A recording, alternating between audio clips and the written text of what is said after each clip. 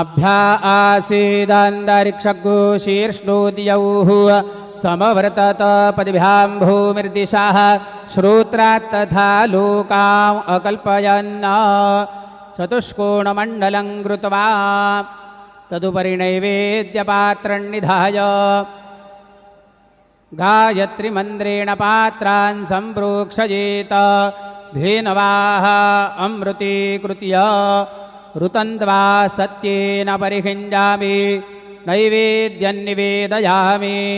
ॐ प्राणाय स्वाहा ॐ अपानाय स्वाहा ॐ व्यानाय स्वाहा ॐ उदानाय स्वाहा ॐ समानाय स्वाहा ॐ ब्रह्मणे नमः। नैवेद्यमध्ये पानीयं समर्पयामि पुनर्नैवेद्यं निवेदयामि।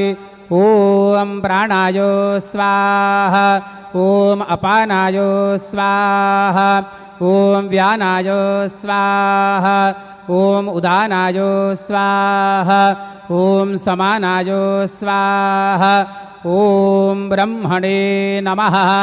नैवेद्यं समर्पयामि हस्तप्रक्षालनं समर्पयामि मुखप्रक्षालनं समर्पयामि। सद्गुरु साईनाथ देवताभ्यो नमः। प्रार्थनापूर्वकं नमस्कारं करोमि। श्री सच्चिदानंद सद्गुरु साईनाथ महाराज की जय।